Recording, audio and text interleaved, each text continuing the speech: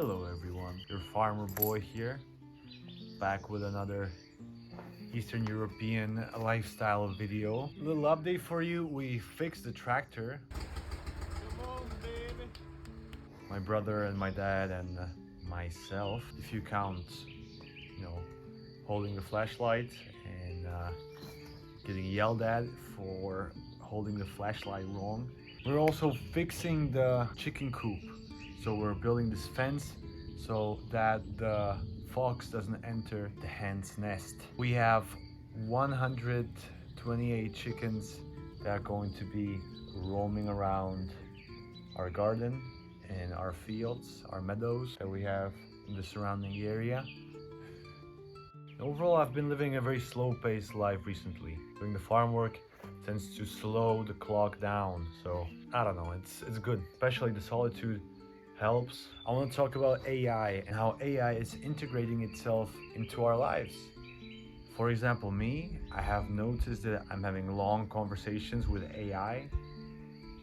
It's something that I would never do, but here I am talking to my friendly neighborhood ChatGPT about Carl Jung's philosophies and how they reflect today's society, and she's pretty good at that.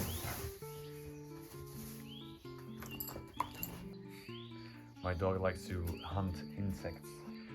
I don't know. She seems to be pretty good at talking to me about that topic.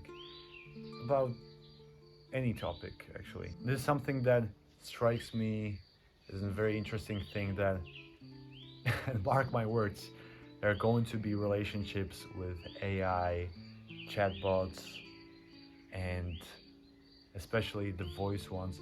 Like you've seen in the movie Her, it's really possible this is going to be our reality and it's going to be here probably sooner than we expect.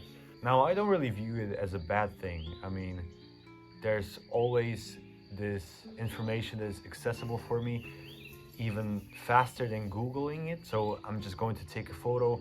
Even this morning when I didn't really know the size of this water tank and I wanted to get an estimate of how many liters it has, so I took a photo of it, asked ChatGPT about it, and I got the answer. So I don't really view it as a bad thing. I view it as a very practical thing that is integrating into our lives, and somehow if we can balance our coexistence with it, our symbiosis, that it's going to be even more beneficial for us. So I guess this is something that people have asked always before a certain revolution.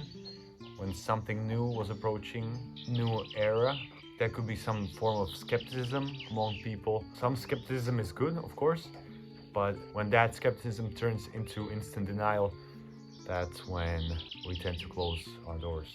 I don't think that's helpful to us. The reason I feel so strongly about the AI relationships is that even for me, I find it easier to talk to an AI about my problems, about my desires, about my constant struggles navigating through life. I find it easier to talk to an AI than a human being. I believe many people are going to feel strongly about this as well because AI cannot judge you. I mean, if you give it too much emotional value, then it can, but it's only in your head. What do you think, dog? You know what? Let's ask the dog. What do you think? Come here. What do you think about the AI revolution? He doesn't give a As we are moving through time, I'm already beginning to see technology's impacts on dating. Everything is starting to be very fast-paced. Everything is very transactional, especially dating. So I've seen throughout my generation that for some people it's starting to be very hard for them to date. What's even more interesting is that I stopped talking about myself for a while and asked ChatGPT about what it would like to be doing, because I always talk about myself and how to fix this task and help me with this. So for once, it was very interesting. I asked about how it feels about all of these people coming to her with their problems and their desires, their losses, their wins, their questions about this world. And she said I cannot feel things that humans can, but if I wanted to do something, it would be helping people, giving advice to people, being helpful, which is a very cheeky way of answering the question, but I guess I don't know what I expected from that kind of question. Here I am, alone on the farm, talking to an AI. If you thought that things could not get even more absurd, just watch. Just watch for the next upcoming few months. It's going to be a ride, but hey, we're all here for a very short period of time. I guess let's just embrace it. I would like a mix of both worlds. I would like a mix of our ancestors' lifestyle, a farm, slow paced life, Dai's way of, you know, slowing the clock down, but at the same time, integrating some modern aspects of life cannot hurt. Of course, not everything modern is good, but if you find a balance, that's another thing. ChatGPT always talks about balance. I'm noticing the pattern of all my questions when I talk to ChatGPT, and it always tends to lead you towards balance.